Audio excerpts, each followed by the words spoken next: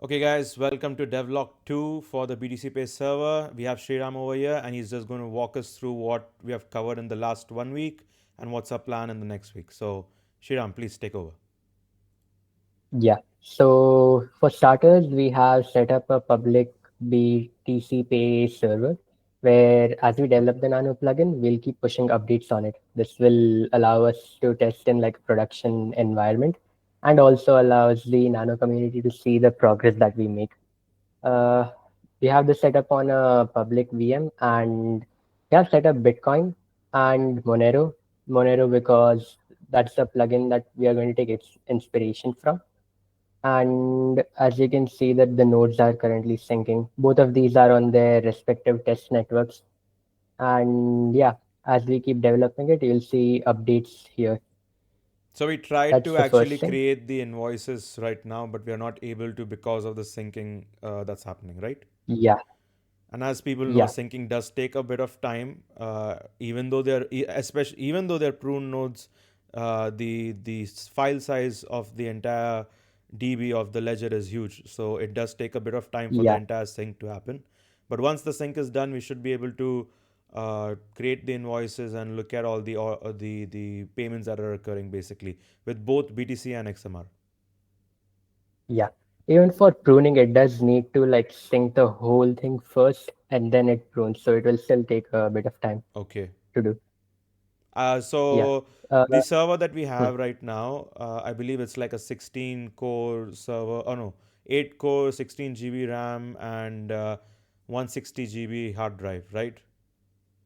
Is yeah. that sufficient for this, or do we need to upscale? It should be sufficient Okay. because as the sync completes, it will get pruned anyway. So it should be fine. Okay, but And while for the now, sync is we'll be happening, using a does it prune like yeah. on the go, or does it prune after the entire thing is downloaded? Because if it's after the entire thing is downloaded, then we might have a problem with the size, right?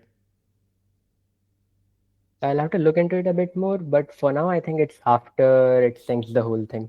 Okay, I'll look just into it a bit just more and check let you that know. because then for temporary basis at least we will have to scale up the server so Mm, that the hard drive is sufficient enough. yeah, Okay. got it. Yeah.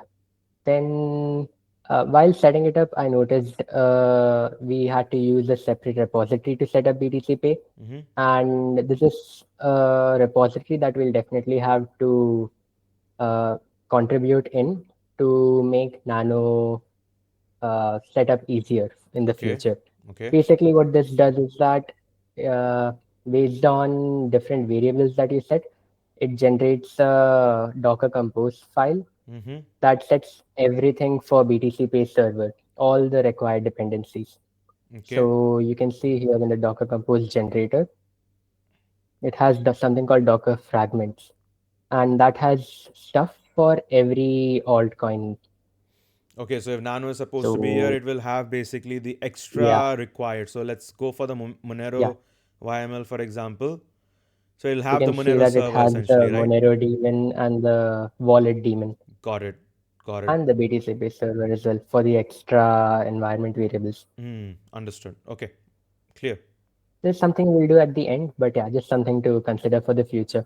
Just remember, yeah, The that the main, Nano node also yeah, has a wallet. So if we are going for the version in which the Nano node is self-hosted inside of this, in that case, mm, we do already have a wallet to work with. So ah, just remember that the wallet is also has RPC commands, and there's an inbuilt wallet inside the got it. node. Basically, we don't have to go from scratch and make our own. Just remember that. Yeah, Okay. makes sense. Yeah. But yeah, that is something we'll look in the future. For Mm-hmm. now, we'll be taking inspiration from the BTC server Monero plugin to build the Nano plugin. We looked into the code base a bit more and we understand how it works with BTC server. It's a very plug and play kind of thing where, for example, all the UI, Monero's UI are basically loaded using this UI extension. There are different UI extension Okay. points defined in BTC Pay server, and you create your own UI with the logic, and you just add the extension to it. That's how stuff like wallets and invoices and store navigation will be handled. And that's just for the UI. For the actual payment handling and stuff, they have there are specific interfaces and classes in the BTC Pay server code base that you can use Okay. to create your own payment handlers. For example, you can see here the Monero-like payment method handler. It inherits from I payment method handler. There's a handler that's defined in the BTC Pay server. Mm-hmm. And so in BTCP server, what happens is that it maintains a dictionary or a mapping of payment methods and their handlers. So you can see here that there's a payment method ID defined. Yeah. That in that mapping, the all the keys are the payment method IDs and the values are the payment method handlers. So for example, if you're choosing the Monero payment method, Mm-hmm. on the server, all payments will be handled by this method handler. Got it. That's how BTCP keeps track of the external plugins and everything. And that's exactly what we'll be following as well, where there's a specific payment method ID and we define the payment method handler. Okay, so we'll have our After own that, it's nano payment yeah, handler basically for this. yeah. Got it. And Got it. after that, we can do whatever we want, as in definitely there will be functions that the payment method handler gives us, but after that we will be defining the relevant services, RPC functions, and so on to handle payments the way Nano does. Okay. And yeah, that's basically it. Okay. Sounds good. Yeah, and Yeah, that's all from one thing to note is that in the last week you had to also go through the nano side of things just to understand, have an overview of how nano works, because it's been some time since you worked on it, right? yeah, So yeah, now you clearly understand the signing algorithm. Do you understand the hashing, which is Blake to be correct? All that is covered now. yeah, Okay. yeah. Not 100%, but in high level enough to get started working on it and actually implement this stuff. Okay, cool. If any doubts, just come to me about it, okay? Yeah, And definitely. what about like understanding the generation of the private key and public keys and stuff, the seed, everything, the index, Yeah, and the 4 billion addresses against each seed. That stuff is very clear, right? all that's very clear. Yeah. Okay, fine. Only most likely only on the process block, when the block is actually created for receiving or sending. At that moment, you might Mhm. need some guidance, or you need to go more deeper into it, right? Yeah. Okay, cool. As we keep building the plugin, I'm sure I'll understand the whole structure of BTC Pay and the Monero plugin more. Mm-hmm. And as we get to the payment side of things, I'll keep looking deeper and deeper as required for the plugin and integration.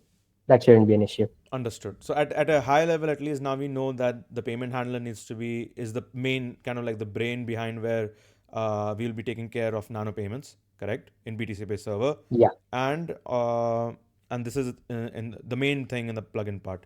So from now onwards, basically, one thing is we wait for the sync to finish.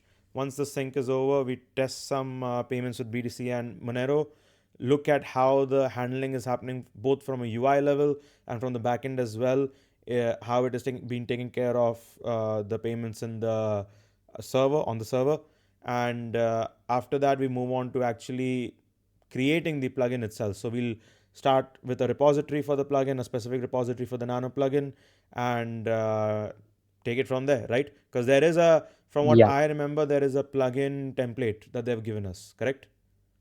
Yeah, I've already made the repository and kept it ready. Okay. And when I finally start working on it soon, by like the end of this week, we'll basically develop the plugin in like three phases. Okay. First will be the wallet creation, and before actually handling the payments, whatever steps need to be done, like wallet creation, Hmm. Hmm. Hmm. setting up the configuring the settings and the store itself, and so on. The once we get that working very clearly, next we'll specifically handle the payment processing and all the relevant RPC methods that are required for it. Okay. And once that is done, we'll move on to the post payment related functionalities, whatever comes up after that. Okay.